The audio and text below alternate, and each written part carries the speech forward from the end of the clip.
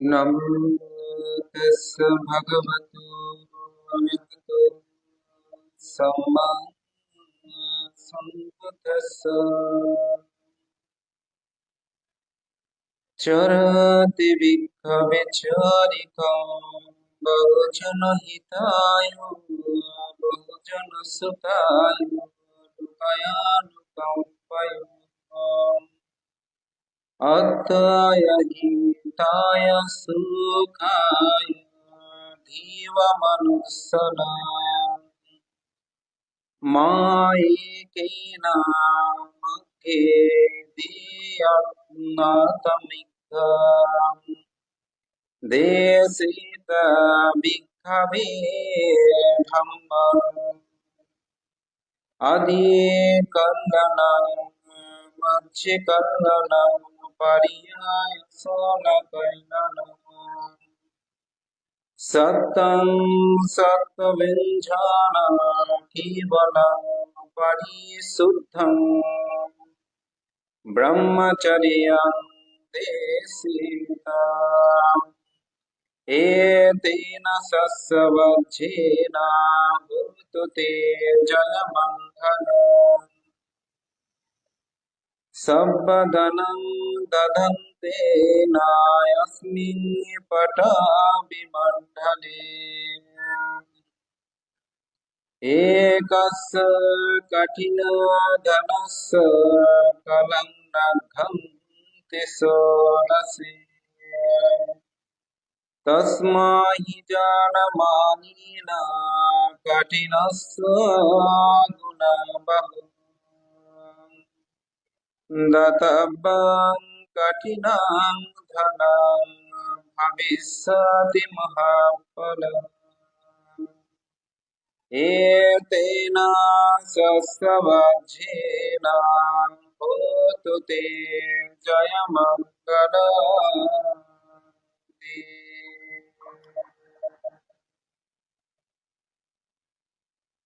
পৃথিবীতে যত দানীয় দ্রব্য আছে সমস্ত দানীয় দ্রব্য একত্রিত করে শতবর্ষব্যাপী দান করলেও একখানা কঠিন চিবর দানের ১৬ ভাগের ১ অংশ হবে না। তথাগত বুদ্ধ প্রশংসিত এরূপ একটি দানময় দান শ্রেষ্ঠ।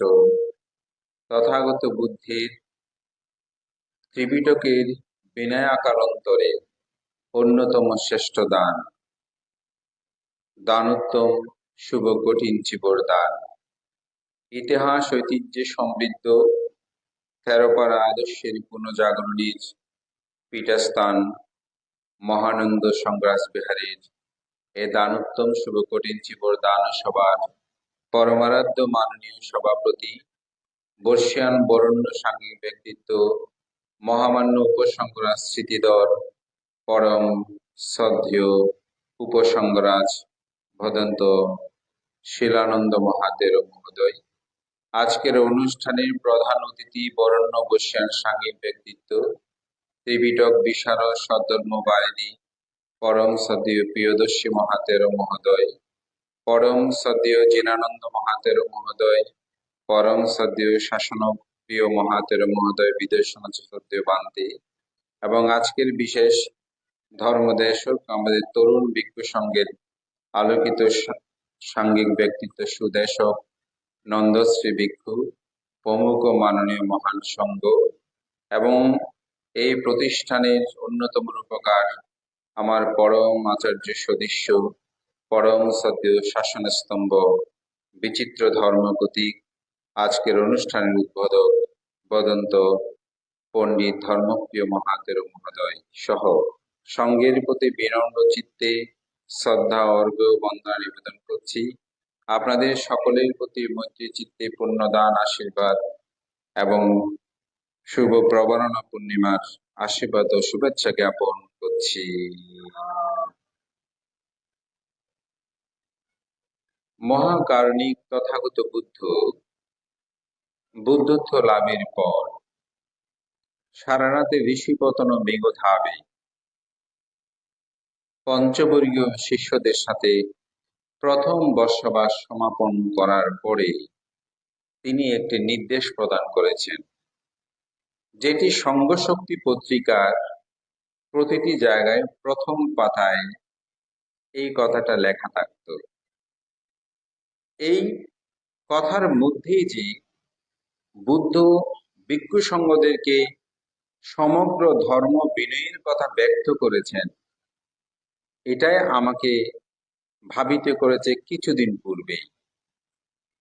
যেটা আমার মনে হয়েছে যে সঙ্গশক্তি পত্রিকাটা বৌদ্ধদের সবচেয়ে একটি দলিল ভিত্তিক পত্রিকা বললে অত্যুক্তি হবে না, যেটি আমাদের পরম শ্রদ্ধেয় অজ্ঞমহা পণ্ডিত প্রজ্ঞালোক মহোৎসবের মহোদয়, তিনি রেঙ্গুন ধর্মদূত বিহারে বৌদ্ধ মিশন প্রেস প্রতিষ্ঠার মাধ্যমে সমগ্র ত্রিপিটক বাংলায় প্রকাশের জন্য তিনি গঠন করেছিলেন। এবং বৌদ্ধ ধর্ম দর্শনের ব্যক্ত বিশ্লেষণগুলো আমরা পাই, যেখানে রবীন্দ্রনাথ নিজেও এই সঙ্গশক্তি পত্রিকার ভূয়সী প্রশংসা করে শ্রদ্ধেয় প্রজ্ঞালোক ভান থেকে পত্র লিখেছিলেন। সেখানে যে কথাটা আছে, বুদ্ধ তার পঞ্চবর্গীয় শিষ্যদেরকে সঙ্গ সৃষ্টির পর যে নির্দেশনা প্রদান করেছেন, সেই গাথাটা আসলে আমি প্রথম উচ্চারণ করেছিলাম সেই কথাটাই, যে চারাতে ভিক্ষাবে চারিকাং বহুজন হিতায় বহুজন সুখায় লোক অনুকম্পায়া আত্মায়া হিতায়া দেব মানুষানা। বুদ্ধ এখানে বলছেন, হে ভিক্ষুগণ, তোমরা চারিদিকে বিচরণ করো বহুজনের হিতের জন্য, বহুজনের সুখের জন্য, জগতের প্রতি অনুকম্পা হয়ে তোমরা দেব মানবের হিতার্থে ধর্ম দেশনা করো। মা এই কে না মা খেয়ে না দে আথমিঘা, তোমরা একদিকে দুজন যাবে না। বুদ্ধ বললেন, দেশে তা ভিক্ষু ধাম্মাং আদি কল্যাণাং মাঝ্য কল্যাণাং পারিয় সানা কল্যাণাং। হে ভিক্ষুগণ, তোমরা দেশনা করবে যা আদিতে কল্যাণ, মধ্যে কল্যাণ এবং অন্তে বা পর্যবর্ষণে যাহা সদ্ধর্মের কল্যাণ, সেরূপ তোমরা দেশনা করবে। সত্যাং সত্যানা জানা কেবলা পরিপূর্ণং পরিশুদ্ধং ব্রহ্মচর্য। তোমরা পরিশুদ্ধভাবে ব্রহ্মচর্য প্রতিপালন করবে আত্মপরহিতের্থে। এখানে ভিক্ষুদেরকে কিভাবে বিনয় রক্ষা করবে, যেটা আমাদের আজকের উদ্বোধনী ভাষণে শ্রদ্ধেয় ভান্তে বারবার পরিশুদ্ধের কথা বলেছেন। এই কথাটি বুদ্ধ আসলে উল্লেখ করেছেন যে, হে ভিক্ষুগণ, তোমরা হিতার্থে আত্মহিতার্থে প্রকাশিত করো অর্থ ব্যঞ্জন পরিশুদ্ধ ব্রহ্মচর্য। অর্থাৎ একজন ভিক্ষুকে অবশ্যই বিশুদ্ধ ব্রহ্মচর্য জীবন প্রতিপালন করতে হবে।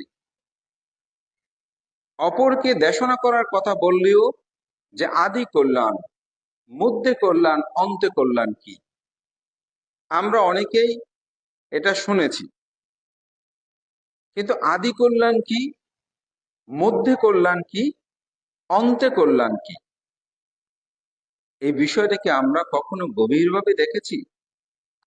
তবে তার পূর্বে আমাদের উদ্বোধনীতে যেহেতু এখানে বারংবার একটি কথা বলেছে, পরিশুদ্ধ ব্রহ্মচর্য, পরিপূর্ণং পরিশুদ্ধং ব্রহ্মচারিং প্রকাশতি। বুদ্ধ এখানে বলছেন যে পরিপূর্ণ পরিশুদ্ধ ব্রহ্মচর্য প্রকাশিত করো। অর্থাৎ আপনাকে এমন ভাবে চলতে হবে আপনি যেন বিশুদ্ধভাবে জীবন হয়। আজকের এই কঠিন চিবর দানে নয়, প্রতিটি কঠিন চিবর দানে এখানে আলোচনা হয় যে থেরোপাত আদর্শের সূতিকাগার। কেন এটা বলা হয়? আমাদের মধ্যে অনেকে আবার এসব নিয়ে একটু বিরক্ত বোধ করে, বলে যে এগুলো এত বলার দরকার, ইতিহাস নিয়ে টানাটানি করার দরকার কি?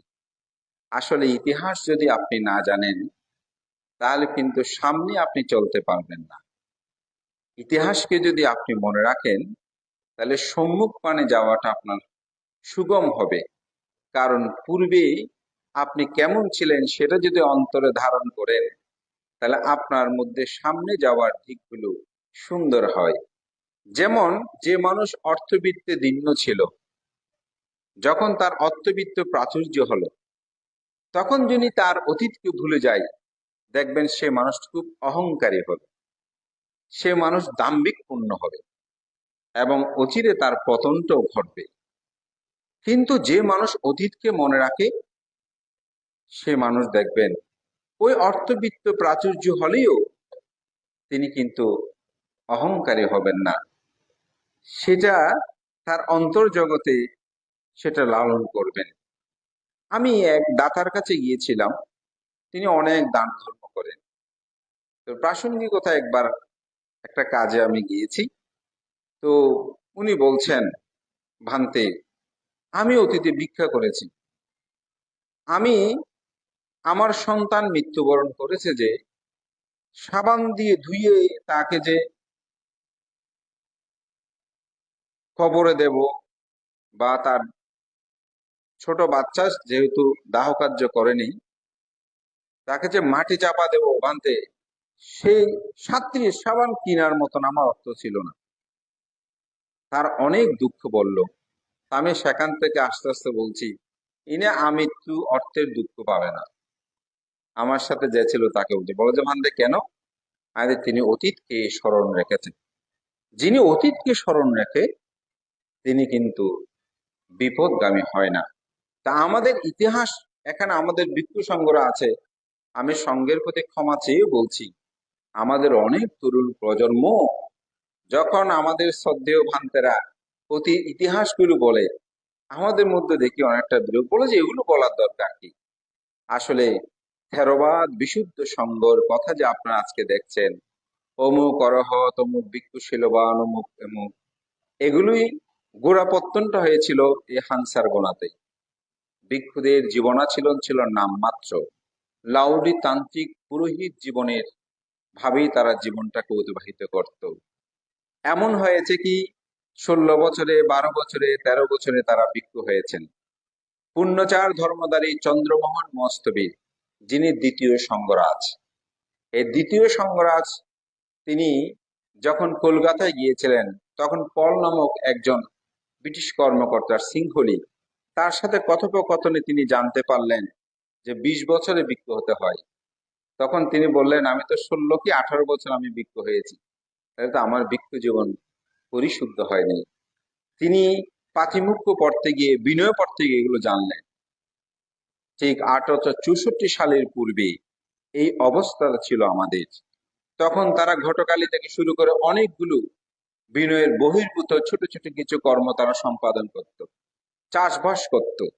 এমনকি তারা আমাদের শ্রদ্ধেয় ডক্টর জ্ঞানশ্রী মহাতের মতো মহামান্য গৌতম সংঘরাজ, তিনি বলেছেন, আমি যখন দিঘিনালা গেলাম, বলতে সেখানে কিছু ফুঙ্গি দেখেছি বাজারে আসতো, ওরা এসে প্রথমে আমার উপর খেপেছিল, আমি যেহেতু পরিবর্তন করাচ্ছি, বলে যে পরে আবার তারা পরিবর্তন হয়েছে।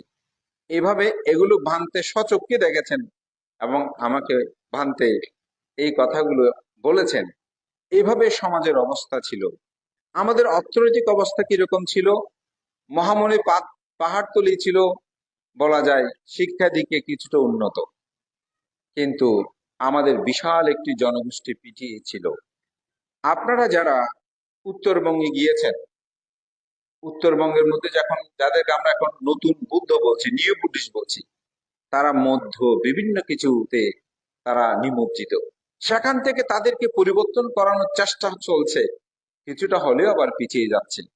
কিন্তু 1864 সালে সংঘরাজ, প্রথম সংঘরাজ সারমেদ মহস্তবী মহোদয় এদেশে এসে তিনি ধর্মের পুনঃজাগরণ ঘটালেন।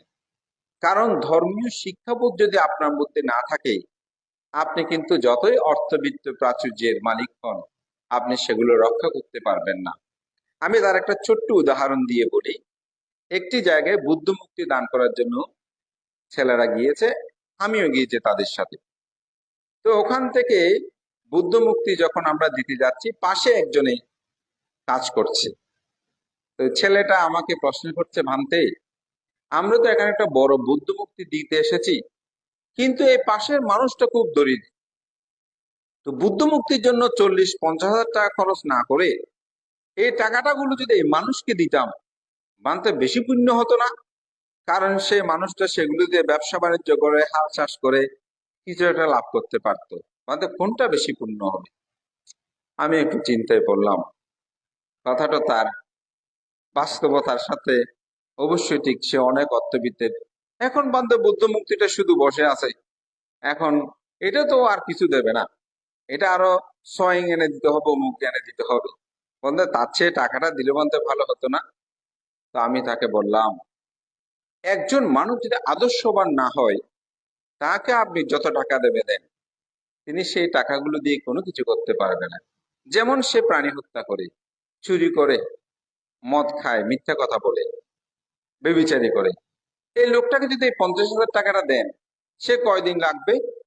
2-3 দিনের মধ্যেই কিন্তু সেই শেষ করে ফেলবে। যদি আমি তাকে আদর্শ শিক্ষা দিই, প্রাণী হত্যা করবে না, চুরি করবে না, বেবিচারি করবে না, মিথ্যা ভেদ কর্কশ কথা বলবে না, শ্রমদ গাঁজা পান করবে না, তুমি কঠোর পরিশ্রমী হও, তুমি সেটা লাভ করবে। ঈশ্বর গড প্রভু তোমাকে কিছুই দেবে না। কাম্মাস্ত কুম্মি কাম্মা দায় কাম্মা ইয়নু কাম্মা বন্ধু কাম্মা পাটি সারানো ইয়াং কাম্মাং কারিস্বামী কল্যাণাং বা পাবনা তাস্যেদ ভবিষ্যতি। কর্মই আমার বন্ধু, কর্মই আমার শরীর, কর্মই আমার আশ্রয়, কর্মই আমার নিয়ন্তা। যেমন কর্ম করবে তেমন ফল ভোগ করবে। এই শিক্ষাটা যদি আমি তাকে দিই, তাহলে সে কঠোর পরিশ্রম হবে, সৎভাবে চলবে। তার অর্থবিত্তের প্রাচুর্যের কি অভাব হবে? কোনোদিন হবে না। কিন্তু সেই মানুষটা যদি মদতে হয় 50 হাজার টাকা না, 1 কোটি টাকা দিলেও সে সেগুলো রক্ষা করতে পারবে না। তো একটা বুদ্ধ মুক্তি কি করে? একটা বুদ্ধ মুক্তি একজন মানুষকে আদর্শ হতে শিক্ষা দেয়, একজন মানুষকে সৎ পথে যাওয়ার শিক্ষা দেয়, একজন মানুষকে সৎ চরিত্রবান হওয়ার শিক্ষা দেয়। দেয় না? আপনাদেরকে বলবো, আপনারা যে যত কর্ম করেন, বুদ্ধ মুক্তির সামনে আসলেই মনটা কেন জানি একটা পরিবর্তন হয়ে যায়। অর্থাৎ আদর্শ শিক্ষা আমাদের পরম শ্রদ্ধেয় মহামান্য সঙ্গরাজ সারমেদ মহস্তবের মহোদয় এদেশে একটি আদর্শ শিক্ষা দিয়েছিলেন, যে আদর্শ শিক্ষার কারণে বড়ুয়া বুদ্ধ সমাজ বিশাল পরিবর্তন হয়। পরবর্তীতে এই চাকমা সমাজও আজকে যে রাজগুরু, সেই যিনি প্রয়াত হয়েছেন আমাদের অগ্রবংশ মহস্তবের মহোদয়, তিনি কিন্তু আমাদের পরম শ্রদ্ধেয় মহামান্য সঙ্গনায়ক প্রয়াত আনন্দমিত্র মহস্তবীরের কাছে কিন্তু তিনি শিক্ষা দীক্ষা অর্জন করেছেন। পরবর্তীতে তিনি চাকমা সমাজে গিয়ে সেখানে বিশাল পরিবর্তন ঘটিয়েছেন।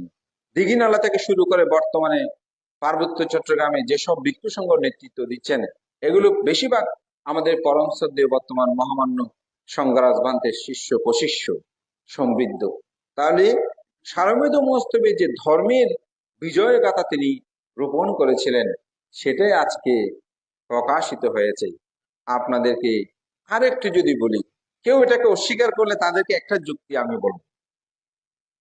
যদি বুদ্ধের সময়কাল থেকে অথবা মোগলিপুত্র তিস্য পরম্পরায় সঙ্গ থাকে, তাহলে 1911 সালে 1913 সালে যে কেন কঠিন চিবর দানের প্রবর্তন হবে? তার আগে কি প্রবর্তন হতে পারতো না? যদি মোগলিপুত্র তিস্যস্তবীর থেকে পরম্পরায় ধর্মটা, বিনয়টা যথার্থ থাকে, 1813 সালে আমাদের সংবাসনিকের সকল ভিক্ষু সংঘদের তথ্যগত নাইতের সন্ত্রাসালয় এবং সৈয়দবাড়ি ধর্মচক্র বিহারে প্রথম কঠিন চিবর দান হয়েছে বলে বলে। আবার মুসলিম নিকায় তারা বলেন 1913 সালে সাতপুরাতে। আমার কথা হচ্ছে, যদি পরিশুদ্ধ ভিক্ষু সংঘ পূর্বেও বিদ্যমান থাকতো, তাহলে 1911 সালে এসে কেন কঠিন চিবর দানের পুনঃপ্রবর্তন বাংলায় হবে? আমরা না বলছি 1864 সালে সংগ্রাস সারমেদ মস্তবীর যে ধর্মের বিজয় পতাকা বা ধর্মের বিশুদ্ধ সংঘ প্রতিষ্ঠা করেছেন, তারই পরিশুদ্ধতার পরবর্তীতে 1913 সালে প্রথম কঠিন চিবরদান পুনঃপ্রবর্তন হয় ভারত তথা বাংলাদেশে। আসলে এটাতেই বোঝা যায় যে স্বধর্মের অবস্থাটা কেমন ছিল। এটার পরিবর্তনের স্রোত দ্বারাই এই কঠিন চিবরদানের আসলে একটি ধর্ম বিপ্লব হয়।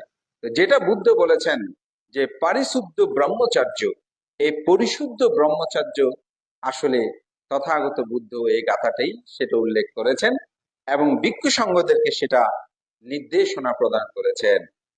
যে কথাটা আমি বলছিলাম, আদিতে কল্যাণ, মধ্যে কল্যাণ, অন্তে কল্যাণ, ধর্ম দেশনা করো। আদিতে কল্যাণ কি? আদিতে কল্যাণ হচ্ছে শীল, মধ্যে কল্যাণ সমাধি, অন্তে বা পর্যবসনে কল্যাণ হচ্ছে প্রজ্ঞা।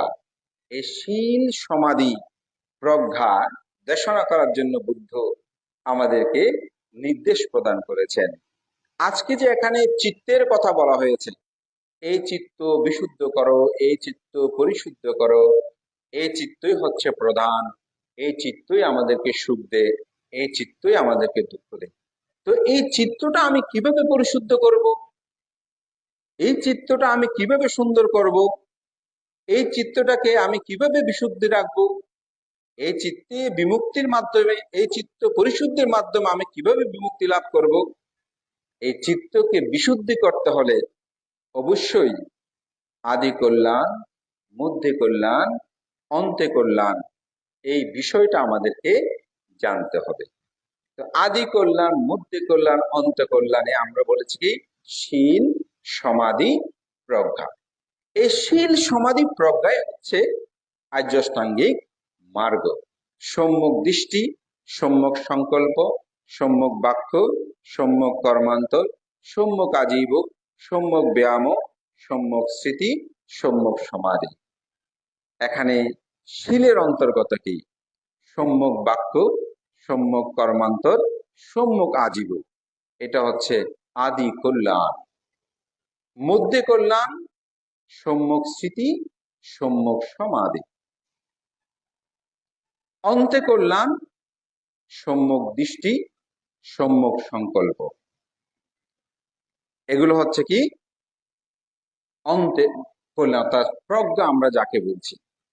তথাগত বুদ্ধের এই ধর্ম দর্শনটি যদি আমাদের নিজেদের জীবন আমরা প্রয়োগ করি, তাহলে দেখবেন আমাদের চিত্তটা বিশুদ্ধ হবে।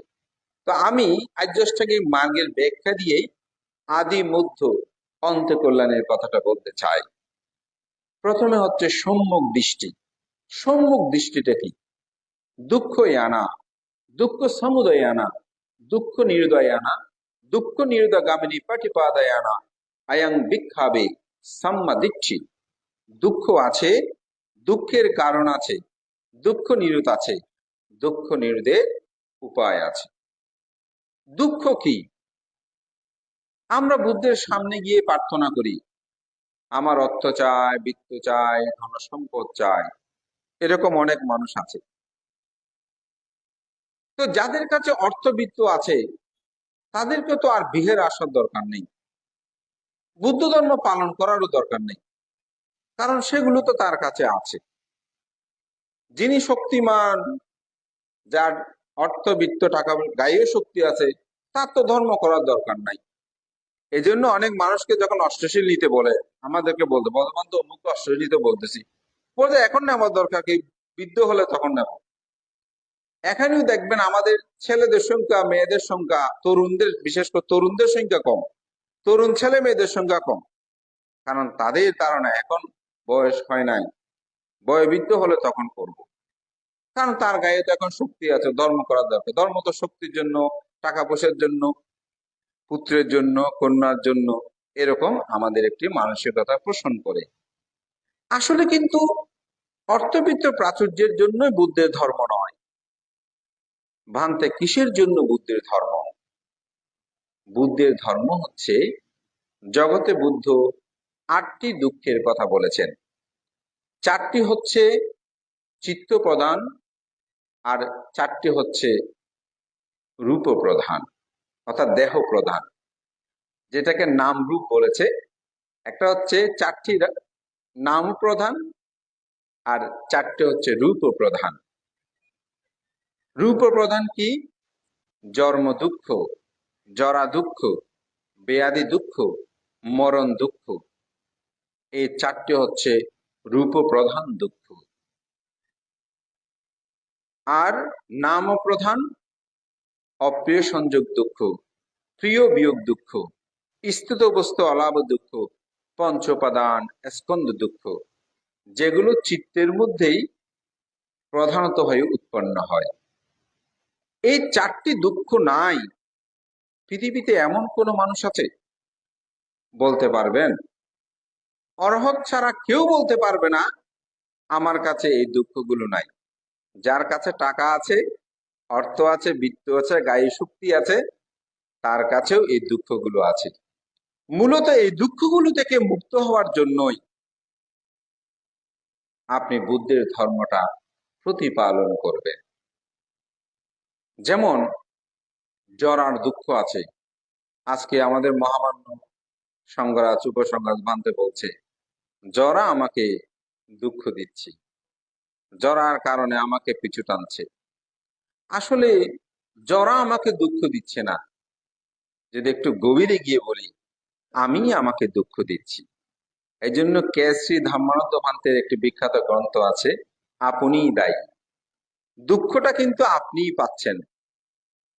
যেমন আমি একজনকে বকা দিলাম, তিনি চুপ করে আছেন, কোনো কথা বলছে না। পরে বললাম, আমার কথা মনে কষ্ট পেয়েছেন? বলছে না, আপনি এরকম বকা দেন যে আমি জানি, এগুলো দিয়ে কিছু আসে যায় না। তাহলে তার চিত্ত কম্পিত হয়নি, চিত্তটাকে তিনি সেরকম উন্নত করে ফেলেছেন, তিনি বলবেন। আমাদের শ্রদ্ধেয় উপসংঘরাজ পান্তে একবার এক সভাতে তিনি সঙ্গ সম্পত্তি নিয়ে কথা বললেন। তো বান্তের সাথে পরে দেখা হলো, বললাম আপনি কিছু বললেন না? বলতে আমারটা আমি বলেছি, এদের বলার আছে, বলেছে কি হয়েছে। মনে মনে ভাবলাম, হ্যাঁ, আপনার মতো এত উন্নত চিত্ত তো করতে পারি নাই। আমাদের কত কিছু ভাবনা আসলো, আপনি কিছুই বললেন না কেন? তার কারণটা কি? তার কারণটা হচ্ছে তিনি তার চিত্তকে অষ্টলোক ধর্ম থেকে ঊর্ধ্বে নেওয়ার প্রত্যয়টাকে তিনি অনেক সামনে এগিয়ে নিয়েছেন। তিনি কোনো মার্গ জ্ঞান লাভ করেছেন সেটা আমি বলবো না, কিন্তু সেই চিত্তটা উপেক্ষা করার মতন গুণধর্মটা তার মধ্যে বিদ্যমান রয়েছে। সত্য কথা বললেও আসলে মাঝে মাঝে মানুষকে সম্মুখীন হতে হয়। এই সম্প্রতি একটি ঘটনা হলো, এক উপাসিকা একজন পাশে একজন ভান থেকে তিনি কিছু আঙ্গুর দিচ্ছেন। তা আমার কাছে বাটি ছিল, আমাকে বাটিতে গিয়েছে, ওই ভান্তের বাটি নাই। তো উনি যখন আঙ্গুরগুলো দিচ্ছে, তখন ওই ভান্তে বলছে, না আমি আঙ্গুর নেব না। তো বলে যে একটু আগে কলা দিয়েছে, কলা নিয়েছেন আপনি, মেয়েদের সেজন্য নিচ্ছেন না যে। এখন উপাসিকার কথাবার্তা গুলো খুব টনটনে, অনেকটা রাগান্বিত। তো আমি বুঝতে পারলাম উপাসিকা মনে কষ্ট হবে, আমরা রান্না বান্না করি, খেতে পারেন, আমরা দিচ্ছি, তো আমার হাত থেকে কেন নেবেন না? তা আমি উপাসিকে বললাম, আসলে আপনি মহিলা তো, এখন যদি বাটি থাকতো তাহলে বাটি করে দিতেন, এখন হাতে করে দিচ্ছেন, যদি আপনার স্পর্শ হয় আপনিও তো খারাপ কিছু মনে করতে পারেন, ভান্তে এভাবে নিচ্ছে কেন? তো সেজন্য তো উনি চলে গেল। পাশের ভান্তেকে বললাম, ভান্তে আসলে বিনয়গুলো এখন অবিনয়ের মতন হয়ে গেছে, আপনি বিনয় পালন করতে গিয়ে তার কাছে এখন তিরস্কার পাচ্ছেন। কিন্তু আমাদের বিনয়ের চর্চাটা যখন হচ্ছে এরকম হয়। আমাদের শ্রদ্ধেয় ভান্ত যখন একটি সমাধান বিষয়ে কথা বলল, যে বিহার কিসের সঙ্গের সম্পদ কিনা, এই বিষয়টা নিয়ে অনেক প্রাসঙ্গিক কথা এখন আসছে। অনেকে আমাদেরকে প্রশ্ন করছে, আসলে বিহার সঙ্গ সম্পত্তি, এই কথাটা নিয়ে মহানন্দ সংঘরাজ বিহারে কি শ্রদ্ধেয় ধর্মপ্রিয় বান্তে আপনাদের কি কোনো সময় দাবি করেছে? আমাদের শ্রদ্ধেয় শিলানন্দ বান্তে যেখানে আছেন সেখানে কি দাবি করেছে? আমি যে শাক্যমণি বিহারে আছি সেখানে কি দাবি করেছে? কেন দাবি করে নাই? কারণ সাংঘিক অবকাঠামো এখানে চলমান রয়েছে। বান্তে কি রকম? সদ্যীয় জিনবংশ বান্তে মহামান্য উপসংহার যখন প্রয়াত হয়, তখন আপনারা একটা দরখাস্ত করেছেন। কাকে করেছেন? মহামণ্ডলকে, যে আমরা একজন সুদক্ষ ভিক্ষু চাই, অথবা নির্বাচিত করে নাম উল্লেখ করে করেছেন, আমরা এই ভিক্ষুটাকে চাই, আপনারা বিবেচনা করে আমাদেরকে প্রদান করলে আমরা গৌরবান্বিত হব। আপনার সাংঘিক অবকাঠামোর জায়গায় গিয়ে সেই ভিক্ষুকে আপনার আহ্বান করে এনেছেন, সঙ্গ এটাকে সানন্দে গ্রহণ করে নিয়েছে। কিন্তু আপনি যখন বলবেন আমি নিয়োগ দিয়েছি, তিনি আমার কর্মচারী সদস্য, আমি বললে থাকবে, আমি না বললে চলে যাবে, তখন স্বাভাবিক সেখানে সঙ্গ সম্পত্তির বিষয়টা দাবি হয়ে আসে। বাংলাদেশে কোথাও কোনো বিহারে এই সঙ্গ সম্পত্তির দাবিটা হয়ে ওঠে নাই, একটা জায়গায় হয়েছে। কেন? সেখানে যখন তিনি ভিক্ষুকে নিয়োগদাতা হচ্ছেন কে? পূজারিনী, অর্থাৎ যারা পূজা করবেন তারাই যদি নিয়োগ দেয়, তখন তো সেখানে দাবি আসবে। কারণ আপনারা আজকে সকালে সঙ্গদান করেছেন, সঙ্গদানে যে জিনিসগুলো আপনারা দান করেছেন, ইমাং ভিক্ষাং সাপারিকারাং ভিক্ষু সাঙ্গাসা দানাং দেমা পূজেমা, জিনিসগুলো কি পরবর্তীতে আপনাদের বলে দাবি করেছেন? করেন নাই তো। বান্তারা যখন চলে যাচ্ছে তখন এখান থেকে নিয়ে গিয়ে আপনারা দিয়ে দিচ্ছেন, আপনারা সেটা দাবি করেন নাই। বিহার যখন আপনারা দান করবেন, তখন কি বলেন? ইমাং আগাতা অনাগাতা ভিক্ষু সাঙ্গাসা উদ্দেশ্যে দানা ইমাং বিহারা দানা দেমা পূজেমা। আপনারা কাকে দান করেছেন? ভিক্ষু সংঘকে এই বিহারটা দান করেছেন। আমি আজকে ভিক্ষু, এই বিহারে আমার থাকার অধিকার আছে, উপসংহার বান্ধে থাকার অধিকার আছে। যদি তিনি কালকে গৃহী হয়ে যান, এই বিহারে তিনি থাকতে পারবেন? থাকতে পারবে না। এটাই হচ্ছে সঙ্গের সম্পত্তি বলতে এটাই বোঝায়। আপনি এখন গৃহী, আপনি এখানে থাকতে হলে বান্ত অনুমতি লাগবে। কোনো ক্রমে যদি আশ্রয় 2-1 দিন থাকতে পারবেন, কিন্তু পার্মানেন্টলি থাকার কোনো অধিকার নাই। কিন্তু আপনি যখন কাঁসাই বস্ত্র ধারণ করবেন, শ্রমণ হবেন, ভিক্ষু হবেন, তখন আপনি এখানে পার্মানেন্টলি থাকতে পারবেন। আপনাকে তাড়াতে হলেও শ্রদ্ধেয় ধর্ম প্রিয় বান্তের খবর আছে, বলতে বান্ত আমি কেন চলে যাব? আমার বিনয় অবিনয় প্রশ্নগুলো আসবে। তো সঙ্গের সম্পদ বলতে ভিক্ষু সংঘর, এটা ভিক্ষু সংঘ অবস্থান করবে, গৃহীরা সেটা থাকবে না। তবে গৃহী সংঘ সেটাকে রক্ষণাবেক্ষণ করবে। যেমন আজকে এখানে আপনার বিহার পরিচালনা কমিটি বা সেবা কমিটি আছে, তারা কোথায় কি হচ্ছে, কেমন হচ্ছে, সেগুলো রক্ষণাবেক্ষণ করছে। টাকা পয়সা কোথায় থেকে আসছে, কি করছে, হিসাব ফিজাব গুলো রাখছে। ভান থেকে শুধু অবহিত করছে, ভানতে এটা করবো, ওটা করবো, অমুক করবো। এখানে তো সেই প্রশ্নটা আসছে না। এখানেও তো আমরা দাবি করছি না যে এখানে সঙ্গ সম্পত্তি হচ্ছে না। কেন? কারণ সাংঘিক নিয়মে যেখানে চলবে, সেখানে সঙ্গের অধিকারের বিষয়টা আর বলতে হবে না। আপনারা পূজার হিসেবে পূজা করছেন, বিশেষ সেরকম আমাদের সদ্দীয় ভান্তেও আসলে এই কথাগুলো বলতে গিয়ে অনেকের কাছে হয়তো অপ্রিয় হয়েছেন, কিন্তু আমরা অনেকের কাছে কিন্তু অপ্রিয় হই। কিন্তু সঙ্গের সম্পদ আসলে সেটা আমার ব্যক্তিগত ক্ষুদ্র জীবন আমি দেখেছি। একবার আমি আমার বাবার একটা কথাও অনেক জায়গায় বলেছি, বাবা বলে প্রশংসা করছি না।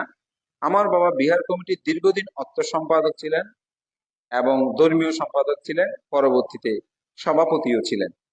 তো আমার বাবার সাথে আমি বাজারে যেতাম। আমাদের গ্রামের পাশে একটা বিশাল বাজার, সপ্তাহে একদিন হতো। ও খরচের টাকা দিত মানুষের, 20 টাকা 30 টাকা। তা আমার বাবা আমাকে মাঝে মধ্যে 100 টাকার নোট দিত, অমুক দোকানে যাও, সেখানে একটু ভাঙতে নিয়ে আসো।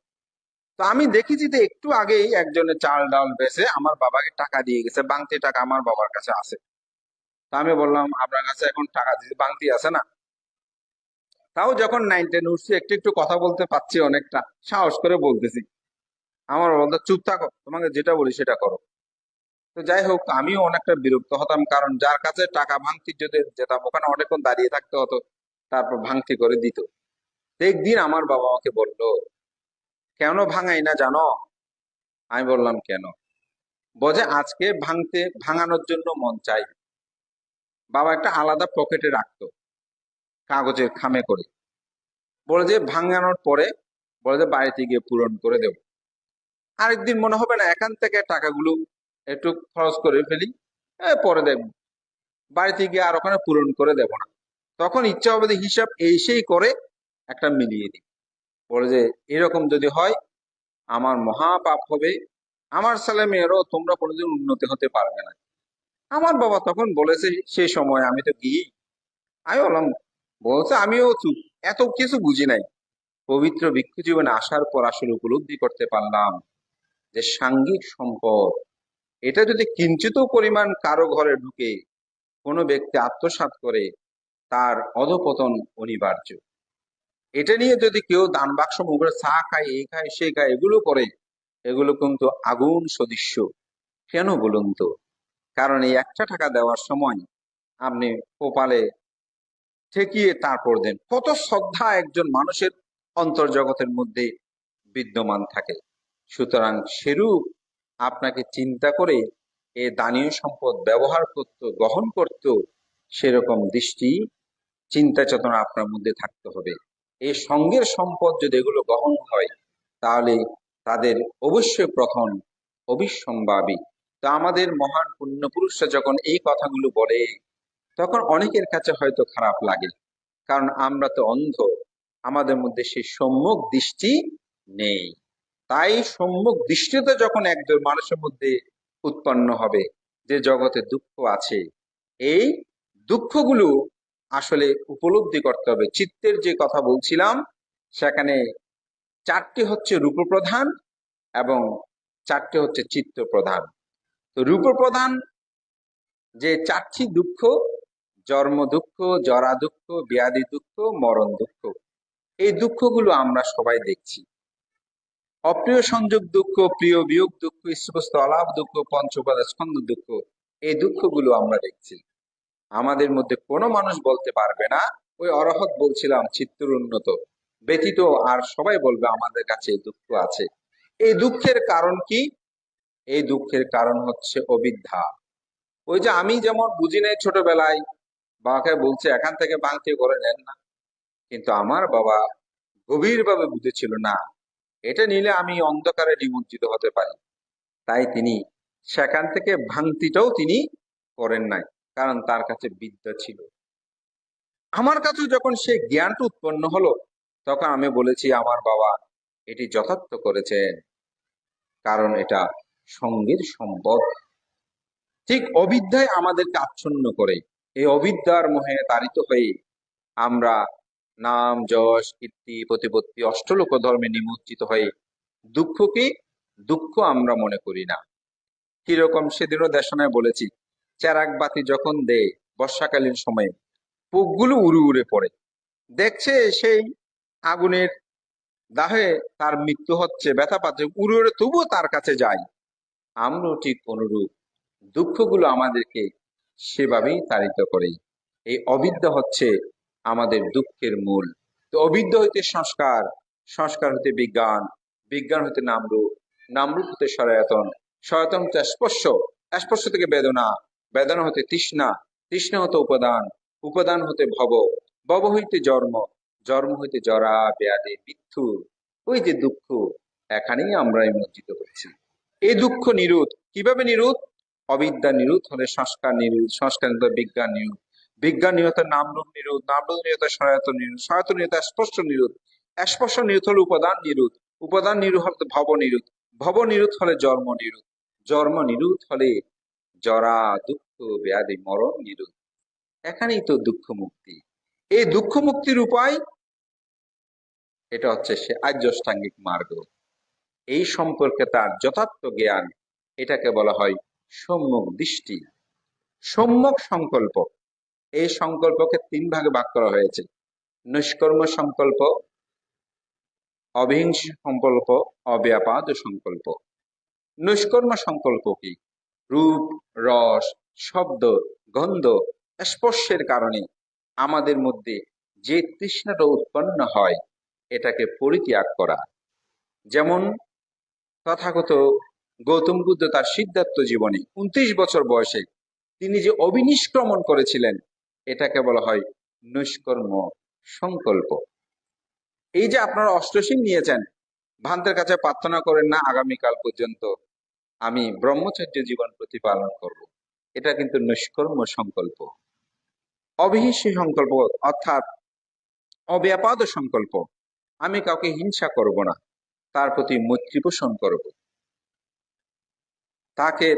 তাকে মৈত্রী প্রদান করব। আরটা হচ্ছে অবিহিংসী সংকল্প, যেটাকে উপেক্ষা। সে যত কিছু বলুক, যেমন করবে করুক, আমি সেটা উপেক্ষা করব। ওই যে একটু আগে শ্রদ্ধেয় বান্ধের কথা বললাম, আমি যখন বললাম মানতে, আপনি চুপ ছিলেন কেন? ও বাধ্য বাধ্য। এটা হচ্ছে উপেক্ষা। এই সংকল্পটা একজনের মধ্যে থাকতে হবে। সম্যক দৃষ্টি, সম্যক সংকল্প, সম্যক বাক্য। আপনি কখনো মিথ্যা কথা, ভেদ কথা, পিছু কথা, কর্কশ বাক্য এগুলো বলতে পারবেন না। এগুলো থেকে আপনাকে দূরে থাকতে হবে। তখন হবে সম্যক বাক্য। সম্যক কর্মান্তর, প্রাণী হত্যা, চুরি, বেবিচারী, এসব কর্ম থেকে আপনি দূরে থাকবেন। তখন হচ্ছে সম্যক কর্মান্তর। সম্যক আজীব, আপনি ভিন্ন পথে অকুশল চিত্তে কোনো কিছু আপনি করতে চাইবেন। যেমন অনেক সময় একজন মানুষ একজনকে সাহায্য করছে যাতে তার জায়গাটা আমি নিতে পারি, এই জীবিকাটা হচ্ছে মিথ্যা জীবিকা। ভিক্ষুদের মধ্যেও আমি কেউ আসতে দেখতেছি, আমি ধ্যানে বসে গেলাম যেন তিনি আমাকে শ্রদ্ধা করে, এটা হচ্ছে মিথ্যা জীবিকা। কেউ, আমি খোলা আকাশে হাঁটতেছি যেন আমাকে মানুষ শ্রদ্ধা করে, তাহলে মিথ্যা জীবিকা। আমি তালি জোড়া কাপড় পরতেছি, এটা মিথ্যা জীবিকা। আমি ধর্ম দেশনা করতেছি খুব সুন্দর সুন্দর যেন মানুষ আমাকে দান ধর্ম বেশি করে, এটা কিন্তু মিথ্যা জীবিকা। আমি সুন্দর করে চলতেছি যেন মানুষ আমাকে শ্রদ্ধা করে, অর্হত বলে, এটা মিথ্যা জীবিকা। অর্থাৎ সম্মুখ বা আজীব যেটা, সেটা হচ্ছে কি, আমি নির্বাণ প্রত্যাশায় দুঃখ থেকে মুক্ত হতে আমি বুদ্ধির শীল বিনয়গুলো যথাযথভাবে প্রতিপালন করছি। এরকম যদি হয়, গৃহীদের ক্ষেত্রে পঞ্চ বাণিজ্য পরিত্যাগ করে যদি জীবিকা নির্বাহ করে, তাহলে সেটা হবে সম্যক আজীব। সম্যক ব্যায়াম, যেটা সম্যক দৃষ্টির অন্তর্গত। আমি বলার সময় একটা বাদ করে গিয়েছিল। সম্যক ব্যায়াম কি? সম্যক ব্যায়াম অনুৎপন্ন অকুশল অনুৎপত্তির চেষ্টা। আমার কাছে পাপ উৎপন্ন হয়নি, যেন আর পাপ উৎপন্ন না হয়, সেরকম ভাবে সবসময় সজাগ দৃষ্টি রাখা। উৎপন্ন অকুশল অনুৎপত্তির চেষ্টা, আমার ইচ্ছা হচ্ছে একটা মানুষকে মারবো, আমার ইচ্ছা হচ্ছে এই জিনিসটা চুরি করব, আমার ইচ্ছা হচ্ছে আমি এরকম দুর্নীতি করব, না, এটা আমি করব না। এটার জন্য সবসময় চেষ্টা করে। রাগ উঠেছে, অমুককে বড় কথা বলবো, বলবো না। অনেকেই উল্টো গণতে থাকে, অনেকে ইতিপিছু বলে, অনেকে মৈত্রী দেয়। এটাই হচ্ছে উৎপন্ন অকুশল অনুৎপত্তির চেষ্টা। একটা বলছে অনুৎপন্ন কুশল উৎপত্তির চেষ্টা। যেমন আমার পুণ্য কাজ করতে ইচ্ছে করতেছে না, কিন্তু যেন পুণ্য কাজটা করার জন্য চেতনাটা হয়। যেমন আজকে এখানে অনেকে এই অনুষ্ঠান যখন শুরু, তখন এখানে দেখলাম 20-30 জন মানুষ, বাকিগুলো আস্তে আস্তে অনেক দেরি হলো। কেন? যাব আর একটা উৎসর্গ তো পরে হবে, তখন যাবো, বা তারা আর কি বলবে, এগুলো আগেও শুনেছি। ওই কুশল উৎপন্ন হয়েছে, কিন্তু সেটাকে বৃদ্ধি করতে পারেনি। আর কেউ বলছে না, জীবন তো যাচ্ছে, একটু তাড়াতাড়ি যায়, গিয়ে দেখি। তার কুশলটাকে সেই অতি দ্রুত বৃদ্ধি করতে পেরেছে। আর যেটা সেটা যে যত দেরিতে পেরেছেন, আসতে তত তার দেরি হয়েছে। উৎপন্ন কুশল প্রবৃদ্ধির চেষ্টা, আমি কুশল করছি, পুণ্য কাজ করছি, যেমন আজকে করেছেন, আরো করতে হবে, আরো করব। এটা হচ্ছে সম্যক ব্যায়াম। সম্যক স্মৃতি, কায়ে কায়ানুদর্শী, চিত্তে চিত্তানুদর্শী, ধর্মে ধর্মানুদর্শী, বেদনা বেদানুদর্শী, যেটাকে বলে চারি স্মৃতিপ্রস্থান। আপনার চিত্তকে বিশুদ্ধ করতে হলে, পরিশুদ্ধ করতে হলে, আপনাকে এই চারি স্মৃতিপ্রস্থান সাধনা করতে হবে। আমার দেহে যে 32 প্রকার অসুচি পদার্থ পূর্ণ, এটিকে আপনাকে পর্যবেক্ষণ করতে হবে। যখন আপনি পর্যবেক্ষণ করবেন, তখন দেখবেন আপনার মধ্যে অনেক দুঃখ চলে যাবে। একটা বলি, যেমন চুলের জন্য আমরা কত টাকা পয়সা খরচ করি, তাই না? চুল পড়ে গেলে দুঃখ পাই, চুল পাকলে দুঃখ পাই, এ ধরনের কত কিছু না। কিন্তু আপনি যখন একটু ভাবনা করবেন, অসুচি ভাবনা, আহা এই চুল যদি বাতে পড়ে কেমন করি আমরা, এই চুল নিয়ে কত মারামারি হয়েছে স্বামী স্ত্রীর মধ্যে, ছেলে মেয়ের মধ্যে, পরিবারের মধ্যে, কিন্তু এই চুলটাকে সাজানোর জন্য এত চেষ্টা করি কেন? ঠিক না? এই চুল পড়া নিয়ে কত চিন্তা, কত কিছু।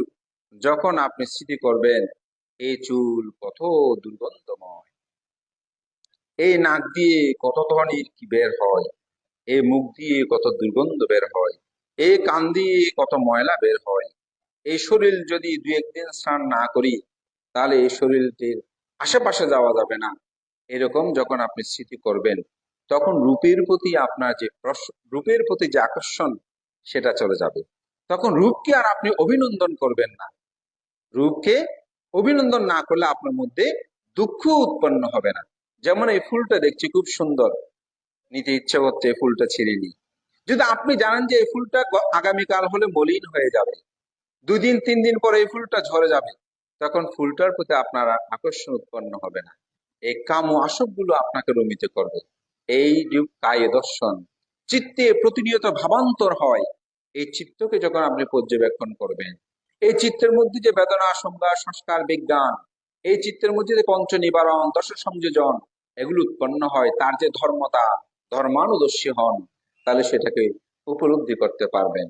তাহলে সম্মুখ যে কায়ানুদর্শী, চিত্তানুদর্শী, ধর্মানুদর্শী, বেদনানুদর্শী, আমার শরীরে যে কত বেদনা, এই বসেছি সে এখানে কত দুঃখ। অনেকজনে বলছে বান্ধে কখন শেষ করবে, একটু তাড়াতাড়ি চলে যাবো, আর বসতে পারছি না। সেরকম দুঃখ না, এই বেদনাটাকে যখন আপনি দর্শন করতে পারবেন, তখন নিজেকে আপনি উপলব্ধি করতে পারবেন। তখন আপনি আর চিত্তের দাসত্ব করবেন না। তখন সম্মুখ সমাধি, এইগুলোকে দর্শন করার জন্য আপনার চিত্তকে একাগ্র করতে হবে। চঞ্চল হলে কোনো কিছু করা সম্ভব হবে না। এই চিত্ত সমাধিস্থ প্রথম ধ্যান, দ্বিতীয় ধ্যান, তৃতীয় ধ্যান, চতুর্থ ধ্যান, নামরূপ পরিচ্ছদ জ্ঞান, ভবন জ্ঞান, নৈবসঙ্গ জ্ঞান, এরকম ধ্যান জগতে প্রবেশ করতে করতে আপনি যখন গভীরে গিয়ে আপনাকে উপলব্ধি করতে পারবেন যে অবিদ্যার কারণেই তো আমার জন্ম। এই জন্ম হয়েছে বলেই তো জরা দুঃখ পাচ্ছি, ব্যাধি দুঃখ পাচ্ছি, মরণ দুঃখ পাচ্ছি, অপ্রিয় সংযোগ দুঃখ পাচ্ছি, প্রিয় বিয়োগ দুঃখ পাচ্ছি, ঈশ্বরবস্তু অলাভ দুঃখ পাচ্ছি, পঞ্চপাদান স্কন্ধ দুঃখ পাচ্ছি। আসলে এই দুঃখের প্রতি কেন আমি আসক্ত পরায়ণ হব? সেটা যখন আপনি পরিত্যাগের সেই অনুভেদ নয়, প্রতিভেদ জ্ঞান আপনি দর্শন করতে পারবেন, তখন আপনার মধ্যে যে জ্ঞানটা উৎপন্ন হবে সেটাকে বলা হয় প্রজ্ঞা, এবং সেটাকে বলা হয় নির্ভার। ধর্মপ্রাণ প্রিয় উপাসক উপাসিকা বিন্দু, ঠিক আজকে আমাদের নন্দশ্রী আপনাদেরকে চিত্ত উন্নতি করার যে কথাটা বলেছেন, আমি তার একটি গাইডলাইন বলা যায়, সংক্ষিপ্ত ভাবে বললাম। আপনার চিত্তকে উন্নত করতে হলে এই আর্যষ্টাঙ্গিক মার্গপথে আপনাকে থাকতে হবে। তা আমাদের অনেকে বলে আর্যষ্টাঙ্গিক মার্গপথ হলো ধ্যানের মধ্যে থাকতে হবে। আমি বলবো ধ্যানে থাকতে হবে না। আপনার প্রতিটি কাজ যদি জাগরিত চিত্তে আপনি করান, তাহলে দেখবেন আর্যষ্টাঙ্গিক মার্গের প্রায় অংশই আপনার কিছু না কিছু পালন হচ্ছে। তখন আপনি একজন ভালো মানুষ হতে পারবেন। এই চেতনা ভোটটা আমাদের জাগ্রত। আজকের যে দানোত্তম শুভ কঠিন চিবর দান, এটিও ভগবান তথাগত বুদ্ধ পাটীয়বাসী 30 জন ভিক্ষু, তারা বুদ্ধের সাক্ষাতের জন্য আসছিলেন। সাকেত নগরে এসে দেখতে পেলেন আষাঢ়ী পূর্ণিমা শুরু হয়েছে, তাই তারা আর বুদ্ধের সাথে দেখা করতে যায়নি। 6 যোজন মাত্র দূরত্ব ছিল। তারা উদ্বিগ্ন ছিল, কখন বর্ষবাস শেষ হবে, কখন বুদ্ধের কাছে যাব। বর্ষবাস যখন শেষ হলো, পবারণা কর্ম সম্পাদন করে তারা বুদ্ধের কাছে গিয়েছিলেন, বুদ্ধের সাক্ষাৎ লাভ করলেন। বুদ্ধ তাদেরকে দর্শন করে বললেন, হে ভিক্ষুগণ, তোমরা কিভাবে বর্ষবাস উদযাপন করেছ? মানন্দে, সানন্দে, পরমানন্দে, বিনয়ে, পরিপূর্ণতায় ভিক্ষালব্ধ যথার্থ হয়েছে কিনা? তোমরা সেরূপ বর্ষবাস সমাপন করতে পেরেছে কিনা? তারা বললেন, হ্যাঁ তথাগত বুদ্ধ, আমরা যথাযথভাবে বর্ষবাস উদযাপন করেছি, আমাদের কোনরূপ বিঘ্ন হয়নি। তবে আমরা একটু উদ্বিগ্ন ছিলাম, কখন বর্ষবাস শেষ হবে, কখন আপনার সাথে দেখা করব।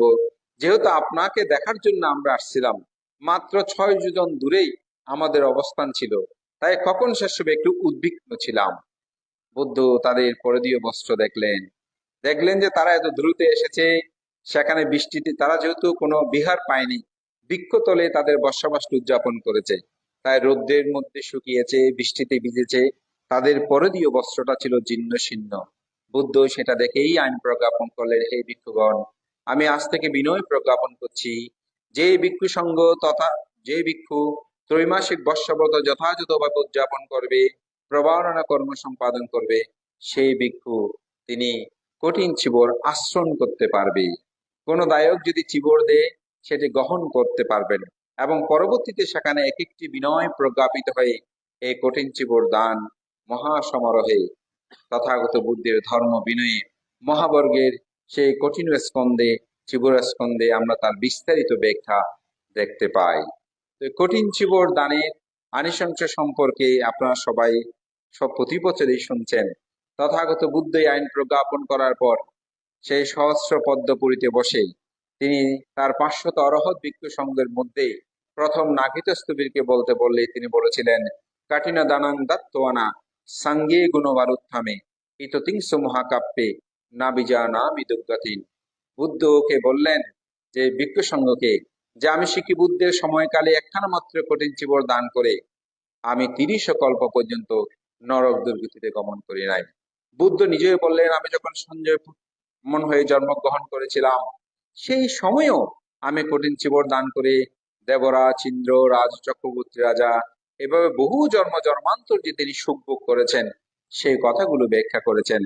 এবং বুদ্ধ বহু গাথার মধ্যে আমি দু একটি গাথা ভাষণ করেছি, তার মধ্যে আরো একটি গাথা হচ্ছে তাসমাহি জানা মানে না কাঠিনাস্যা গুণাং বাহু দাতাব্বাং কাঠিনাং দানাং ভবিষ্যতে মহাফলাং।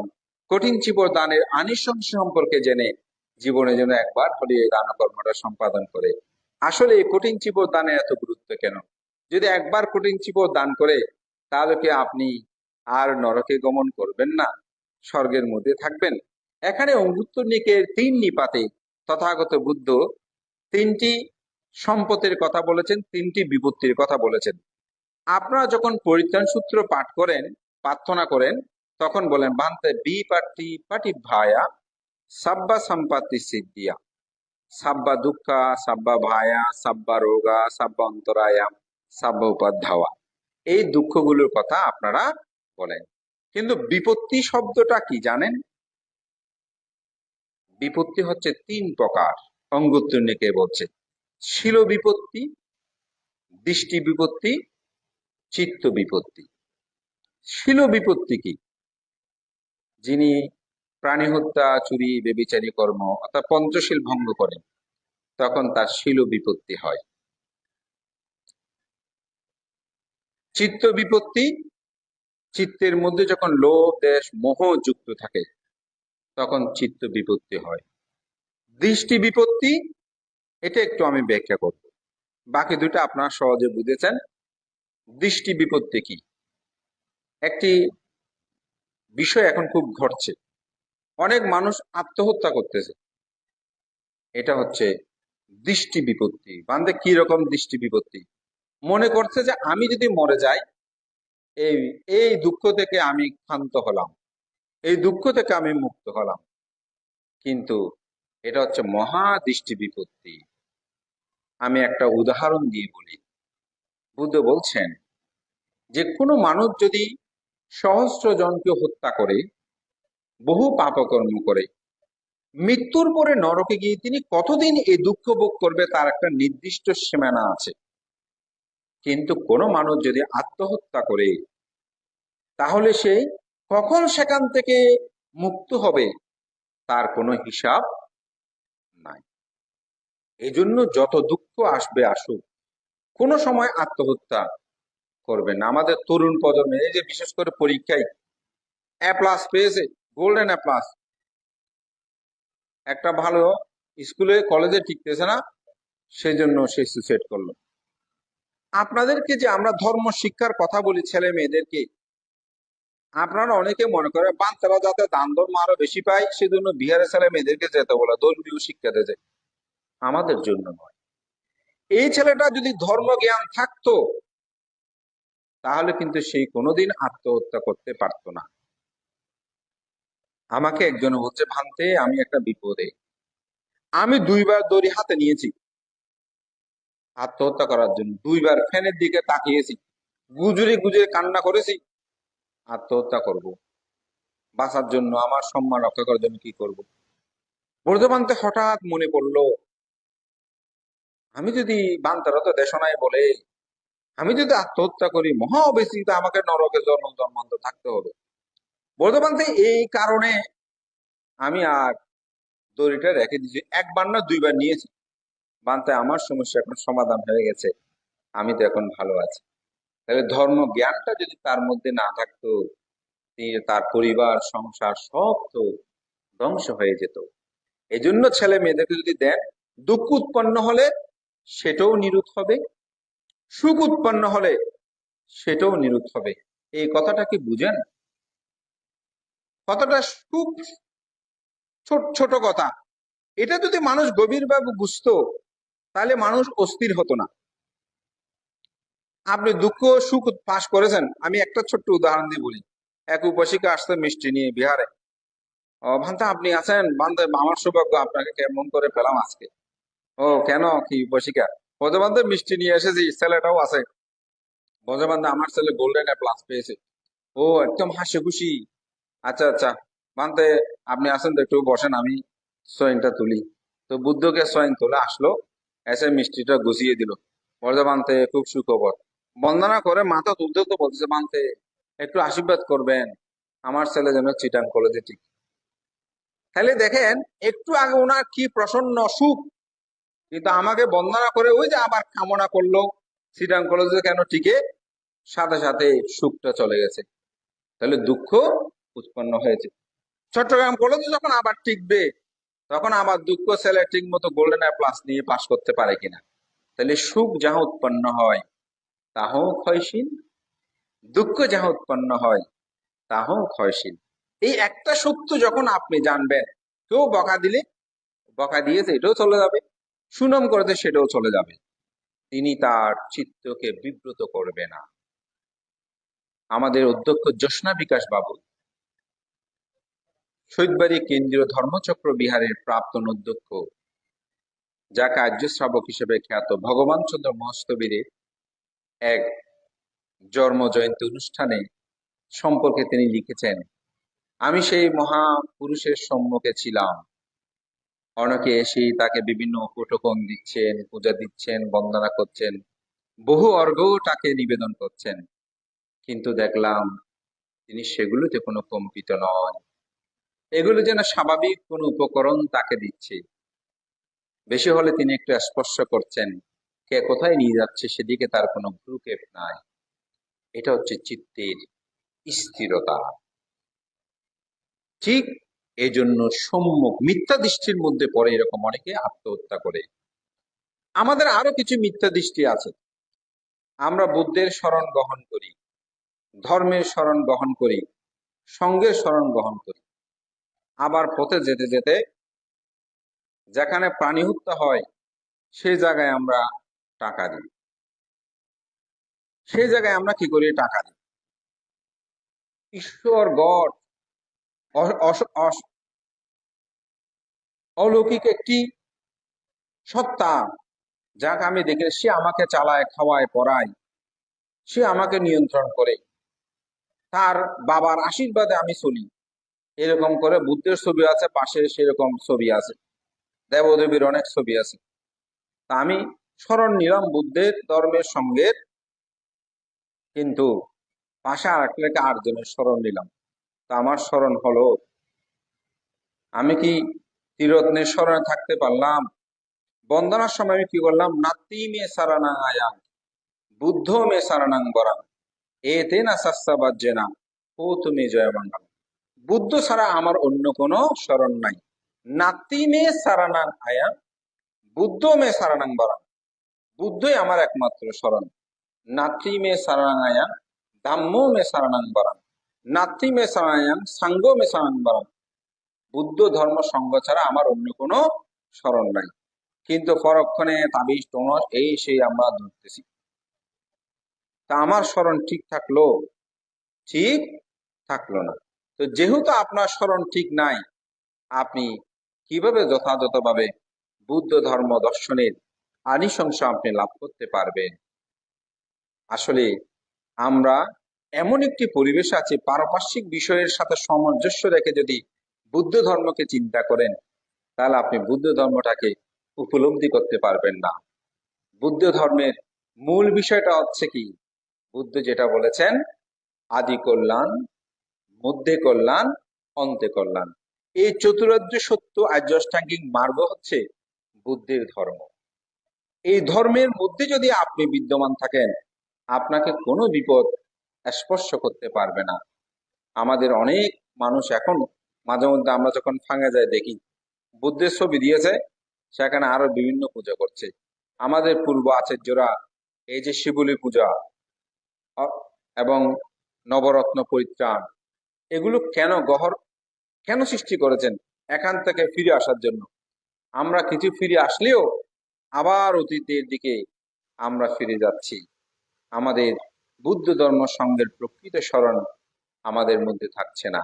তাই আমার আহ্বান থাকবে, আপনাকে সেই মিথ্যা দৃষ্টি, এটাকে পরিত্যাগ করতে হবে। যদি মিথ্যা দৃষ্টি থাকেন, তাহলে আপনি বিপত্তির মধ্যে পড়বেন। তাই বিপত্তি থেকে মুক্ত হতে হবে। তিনটা সম্পদ আপনাকে রক্ষা করতে হবে: শিল সম্পত্তি, চিত্ত সম্পত্তি এবং দৃষ্টি সম্পত্তি। তখন আর মিথ্যা থাকবে, এটা দৃষ্টি সম্পদ। সেখানে আপনাকে কর্মফলের প্রতি বিশ্বাস, নির্বাণ বিশ্বাস, স্বর্গনরকের প্রতি বিশ্বাস আপনার মধ্যে থাকতে হবে। হয়তো অনেকে বলবেন, বান্তে স্বর্গ নরক তো চোখে দেখি না, আমি কিভাবে বিশ্বাস করব? আমাকে এরকম দুই একজনে প্রশ্ন করেছে, বলে যে বান্তে এগুলো যে আমি আপনার যে বলেন আমি অতীত জন্মে ছিলাম, এটা কি কোনো ডকুমেন্ট আছে, কোনো কিছু দেখাতে পারবেন? এটা খুব ভালো কথা। এখন তো সন্ধ্যা হয়েছে, সকাল থেকে সন্ধ্যা পর্যন্ত আপনি কি কি কাজ করেছেন সবকিছু আমাকে বলতে পারবেন? প্রতিটি ক্ষণে ক্ষণের কথা বলতে হবে। বর্তমান প্রতিটি ক্ষণের কথা কি বলবো? একটু আগে মনে পড়ছে যে সেটা এখন আর মনে পড়তেছে না, ঠিক না? আপনারা এখানে যারা আছেন, আপনাদেরকে যদি বলি কাগজ কলম দিলাম, সকাল থেকে ঘুম থেকে উঠার পর থেকে আজ অবধি যা যা করেছেন কাজ, সব আমাকে একটু লিখে দেন তো। কেউ দিতে পারবেন? পারবেন না। তো আপনি এই জীবনের একদিনের দিনলিপি আপনি বলতে পারছেন না, জন্মান্তরের বিষয়টা আপনি কিভাবে বলবেন? জন্মান্তর বিষয়টা জানার জন্য আপনাকে চক্ষু লাগবে। আমাদের চক্ষু আছে কয়টা? একটা, চর্মচক্ষু। কিন্তু বুদ্ধ পরিভাষায় বলছে 4-5 প্রকার চক্ষু আছে: বুদ্ধ চক্ষু, ধর্ম চক্ষু, সামন্ত চক্ষু, চর্মচক্ষু, প্রজ্ঞা চক্ষু। এটা ব্যাখ্যা দিতে গেলে অনেক সময়, বলবো শুধু এটাই, এই চর্মচক্ষু দিয়ে সবকিছু দেখা যায় না। সামান্য পান্তাবাদে যে ব্যাকটেরিয়া থাকে, এটাও এই চোখ দিয়ে দেখা যায় না। একটি অনুবীক্ষণ যন্ত্র, হ্যাঁ, দূরবীক্ষণ যন্ত্র লাগে না, এটা দিয়ে তারপর দেখে বলতে এখানে অমুক আছে। তো সুতরাং আপনি জন্মান্তর যে করেছেন, সেটা আপনি কিভাবে জানবেন? সেটা দেখার জন্য আপনাকে সামন্ত চক্ষু, দিব্য চক্ষু, ধর্মচক্ষু, বুদ্ধ চক্ষু আপনার মধ্যে উৎপন্ন করতে হবে। যদি উৎপন্ন করেন, তাহলে সেটা দেখতে পাবেন। সেটা না দেখেই যদি আপনি বলেন, তাহলে সেই এক ধর্মীয় গুরু বলতেছে, বলে যে চাঁদে গেছে, তো এটা আমি, এগুলো সব বুয়া বুয়া। ওনার ধর্মীয় ওখানে বলতেছে, যে আমি একটু বলছি ঘুরিয়ে আপনারা বুঝে নেবেন। তো বলে যে সব বুয়া, হাদা আরবের মরুভূমিতে গিয়ে ছবি তোলে দেখাচ্ছে যে ওদের চাঁদের।